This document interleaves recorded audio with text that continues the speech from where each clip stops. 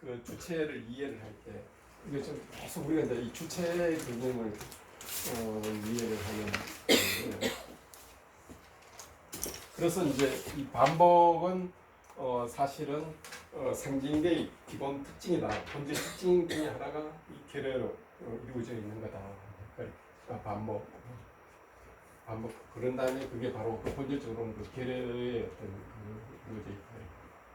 그 다음에 이제 그 욕망 문제와 관련해 가지고 사실은 이거 이제 우리가 뒤에 보면은 그 다시 이제 한번 또 나중에 욕망, 욕구, 요구 뭐 이렇게 해가지고 이제 나올 거예요.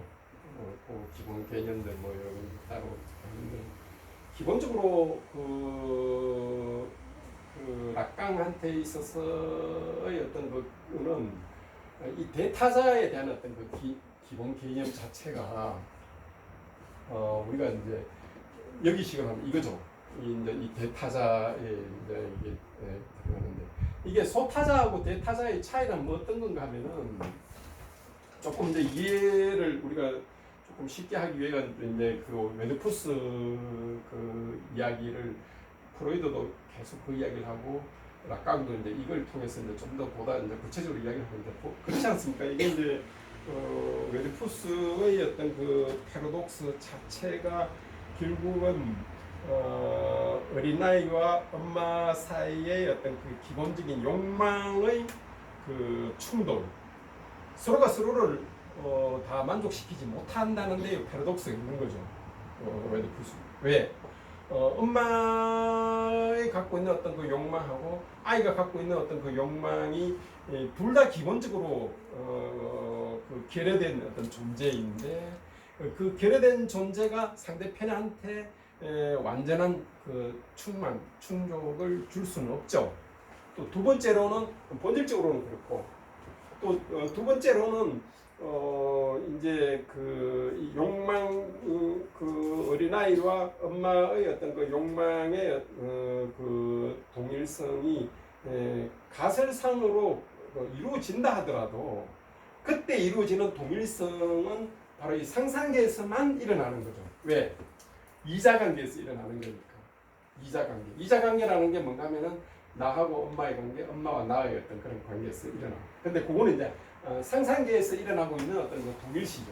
즉 고의 착각에 근거해 있는 서로가 서로를 욕망을 만족시킬 수 있다라고 착각을 하지만 사실은 그게 아니죠. 왜? 그 욕망의 어떤 그 근본적인 어떤 그 주체의 대상이 목적까지 다 다르죠. 그래서 어린아이가 엄마의 어떤 그 욕망을 넘어서서 이제 아버지의 어떤 그 상상적 그 규범 뭐 혹시 아빠 형태나 뭐 아빠가 오면은 아니면 아빠는 뭐 저런 식으로 이런 상상적 단계를 거쳐서 상징계의 어떤 형식으로 들어가죠. 그때 이제 무슨 현상이 일어나는가 하면은 엄마의 어떤 욕망과 내 욕망이 엄마가 채워줄 수 있는 게 아니고 엄마도 다른 욕망을 하고 있는 것. 그 궁극적인 충족은 결국은 아버지의 그 기본적인 그 규범, 도덕 혹은 아버지가 가지고 있는 어떤 그 남건 그것에 의해서 이루어질 수 있는 게 최종 목표는 거기다 해야 돼요. 이제 이때 남건이라는 게 생물학적 차원을 말하는 거고 이제 락강 같은 경우는 그게 남건이 뭐로 바뀌는가 하면은 팔로스로 바뀌어요. 이거는 생물학적, 생식적 어떤 그런 차원이고 이때 팔로스는 결여 자체를 나타내는 상징적 기표예요. 결여 자체를 나타내는 상징적 기표예요. 기표. 그러니까 만약에 이 팔로스를 어떻게 이해를 하는가 하면은 모든 거를 충족시킬 수 있는 어떤 그 의미 근거로 볼 때는 상상계로 빠져버리고 그게 아니고 단순하게 결여 자체로서 받아들일 때는 이게 이제 상징계로서 남아 있어요.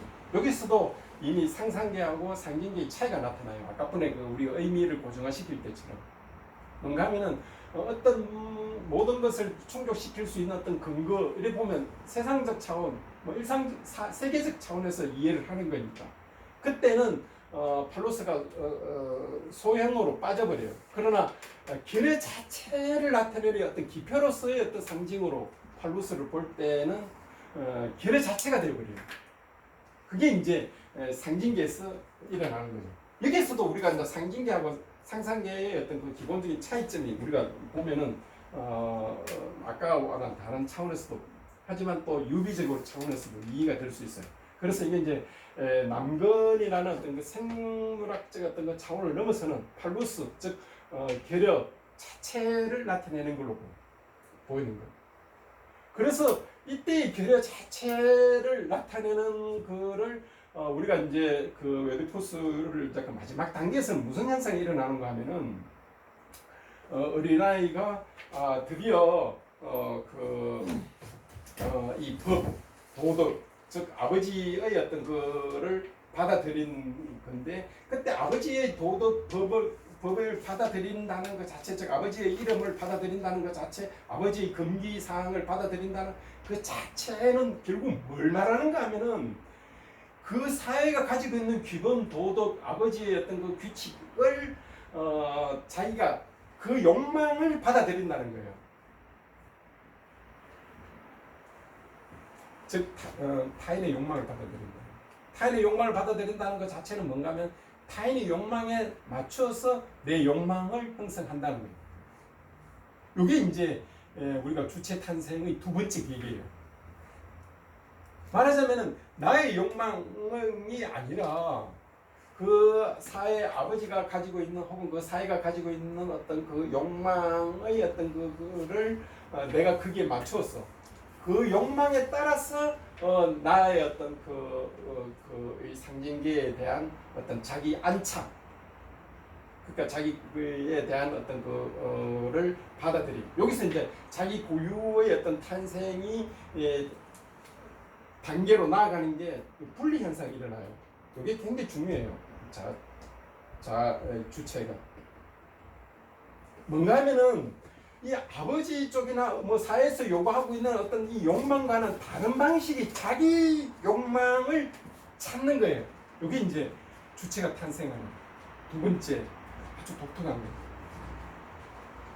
그 말은 무슨 말인가 하면은 내가 사회 규범을 받아들인다는 것, 즉 타인의 욕망을 따르겠다는 것, 그 타인의 욕망에 맞춰서 나를 그렇게 형성하겠다는 것, 그 방식으로만 받아들일 때는 이 주체가 없어져 버려요. 주체가 탄생할 수가 없어요. 왜? 그거는 그냥 전체주의에서 뭐 하자 이러자 이렇게 하면 그냥 그 방식대로 따르는 거니까. 근데 그게 아니라 그 욕망 자체에도 뭔가 결핍돼 있고 내게 없는 내 고유의 어떤 욕망이 거기에 있지 않다는 것을 알아차리는 것. 이게 분리예요, 분리. 굉장히 중요한데 이게. 그때야만이 비로소 이제 자기 욕망을 추구하는 거예요. 자기 욕망. 이게 이제 순수 욕망이고, 여기서 지금 욕망에서 이제 이게 가는데 화살이 여기서 그림을 자세히 잘 봐야 되는데, 그림을 좀 제가 다시 한번 더 그리면은 이 L 도식을 다시 한번 더 이렇게 그리면은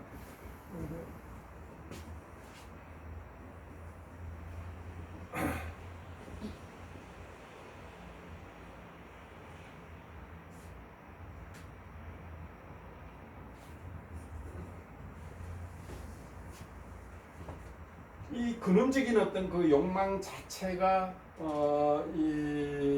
즉 대타자로부터 나가는 어떤 그 근원적인 어떤 그 욕망 자체가 계속 이 상상계에 의해서 이게 해방이 돼요.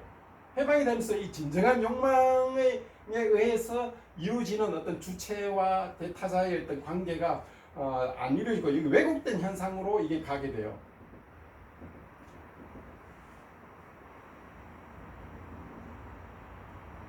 그러니까 이게 그대로 직선으로 가야 되는데, 그러니까 그 근원적인 어떤 이게 전부 다 하나의 어떤 인간의 어떤 내적 자세를 이루어지면서 여기서 이루어지고 있는 어떤 그 근원적인 어떤 부분적인 것들의 어떤 그 왜곡적 오해 이런 것들의 어떤 행위에서 요 화살이 그대로 직접으로 안 가게 돼요. 그러니까 뭐 어떤 형태로든 그러니까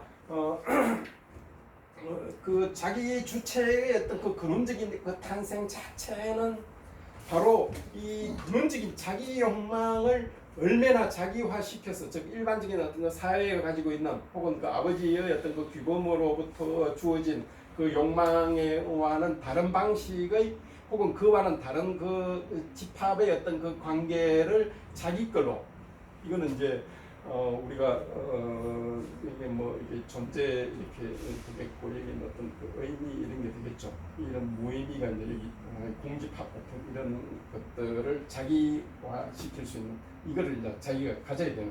그러니까 그럴 때야만이 비로소 이제 이 주체가 탄생이 되는. 그러니까 주체가 이제 두 가지로 탄생된다. 하나는 언어적인 어떤 차원에서 그 주체의 즉 그 본질은 뭔가 하면은 의미 담지자로 나타나면서 사라지는 것을 자기 본질적인 특징으로 갖는 것. 그때의 어떤 특징 하나고, 두 번째로는 이제 그 주체의 어떤 특성은 그 바로 이 욕망.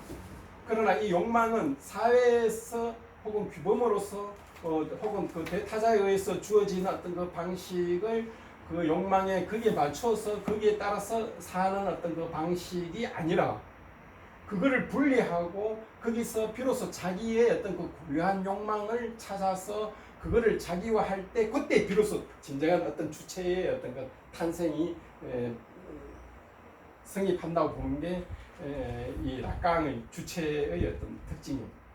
그러면 이 첫 번째 이 특징하고 이 두 번째 특징이 그냥 병렬적인 거냐? 아니면은 어떤 내적인 어떤 그런 서로 이런 걸 갖느냐? 이게 바로 내적인 걸 가져요. 내적인 두 개가 이게 하나는 이런 특징 A 있고 또 하나는 B 이런 특징이 있는 게 아니라 이 자체가 하나의 그 공 특징을 갖고 있는 거예요.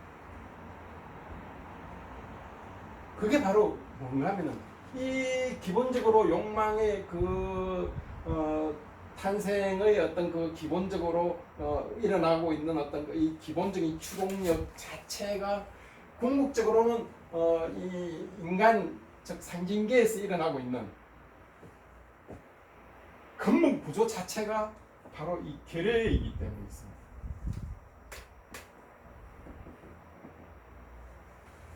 그게 이제 우리가 이 주체와 욕망적 어떤 그와 저 사라지면서 바로 하는 게 이 공통적인 어떤 그 특징으로서 갖고 있는 게 바로 상징계가 가지고 있는 기본적인 어떤 이 계례의 어떤 그 본질적인 어떤 특성에 의해서 이게 가능하다. 예, 일단 대충 강의 내용은 여기까지 하고 질문 조금 받고.